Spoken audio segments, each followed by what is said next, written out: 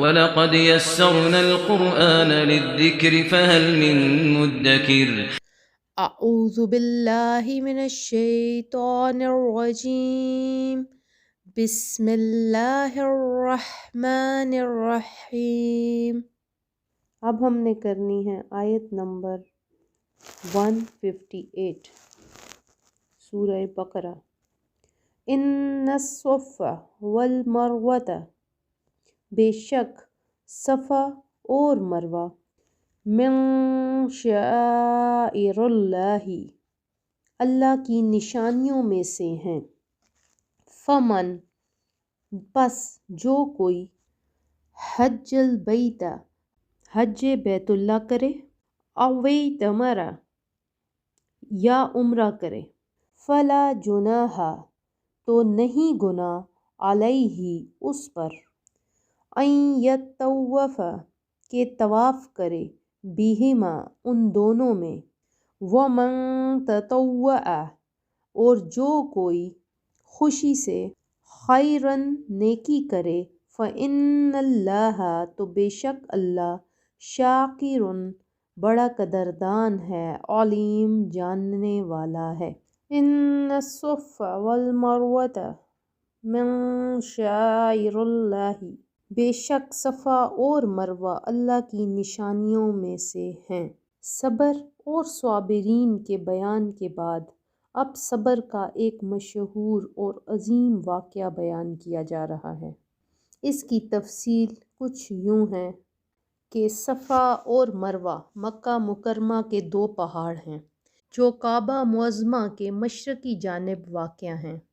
حضرت ہاجرہ رضی اللہ تعالی عنہا اور حضرت اسماعیل علیہ السلام نے ان دونوں پہاڑوں کے قریب اس مقام پر جہاں زمزم کا کنواں ہے، حکم الہی سے رہائش اختیار فرمائی۔ اس وقت یہ مقام بالکل خالی اور بیابان تھا، یہاں دور دور تک کوئی انسان نظر نہیں آتا تھا، نہ یہاں سبزہ تھا، نہ پانی تھا، نہ کھانے پینے کا کوئی سامان تھا۔ اللہ سبحانہ و تعالیٰ کی خوشنودی کے لیے ان مقبول بندوں نے صبر کیا۔ حضرت اسماعیل علیہ السلام بہت کم عمر تھے، انہیں پیاس لگی، اور جب پیاس کی شدت بہت زیادہ ہو گئی تو حضرت ہاجرہ رضی اللہ تعالی عنہا بے تاب ہو کر کوہ صفا پر تشریف لے گئیں۔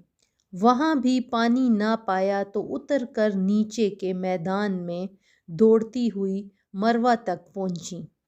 اس طرح 7 چکر لگائے، اور اللہ سبحانہ و تعالیٰ نے ان اللہ مع الصابرین، اللہ تعالیٰ صبر کرنے والوں کے ساتھ ہے، کا جلوہ اس طرح ظاہر فرمایا کہ غیب سے ایک چشمہ زمزم نمودار کیا، اور ان کے صبر کی برکت سے ان دونوں پہاڑوں کے درمیان دوڑنے والوں کو اور ان کی دعا کو قبولیت کا مقام بنا دیا۔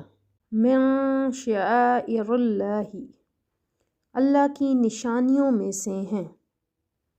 شعائر اللہ سے دین کی نشانیاں مراد ہیں، خواہ وہ مکانات ہوں جیسے کعبہ، عرفات، مزدلفہ، تینوں جمرات جن پر رمی کی جاتی ہے، صفا، مروہ، منی، مساجد، رمضان، حرمت والے مہینے، عید الفطر، عید الاضحیٰ، یوم جمعہ، ایام تشریق، یا جیسے یہ نشانیاں اللہ سبحانہ و تعالیٰ کی اذان، اقامت، نماز باجماعت، نماز جمعہ، نماز عیدین، ختنہ، یہ سب نشانیاں دین کی ہیں۔ نیک لوگوں کی نسبت کی برکت اس واقعے سے معلوم ہوتی ہے کہ جس چیز کو صالحین سے نسبت ہو جاتی ہے وہ چیز عظمت والی بن جاتی ہے، جیسے صفا مروہ پہاڑ حضرت ہاجرہ رضی اللہ تعالی عنہا کے قدم کی برکت سے اللہ تعالیٰ کی نشانی بن گئے۔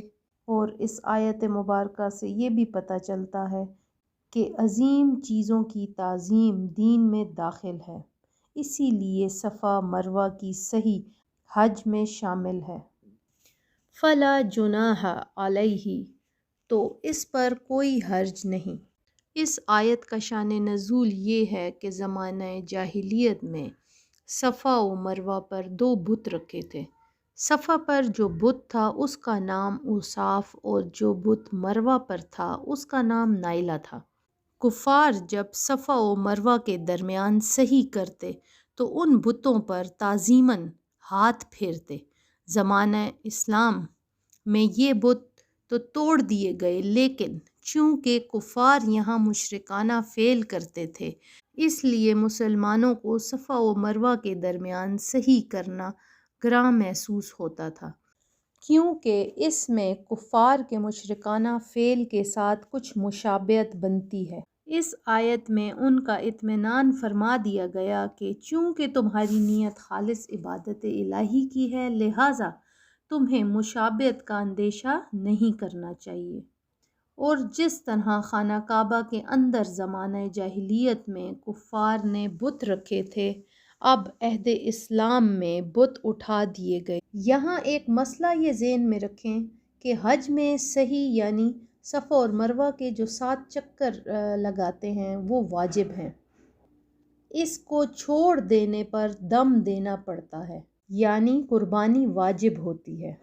ہر کلاس کے آخر میں ضرور دعا کیا کریں اللہ سبحانہ وتعالیٰ سے کہ اللہ سبحانہ وتعالیٰ ہمیں اپنی نشانیوں میں سے کر دے اور ہمیں دیکھ کر لوگوں کو اللہ یاد آ جائے، جیسے مسجد میں جا کر اللہ یاد آ جاتا ہے، جیسے صفا اور مروہ کا نام سن کر ہی اللہ سبحانہ وتعالیٰ کی یاد آ جاتی ہے۔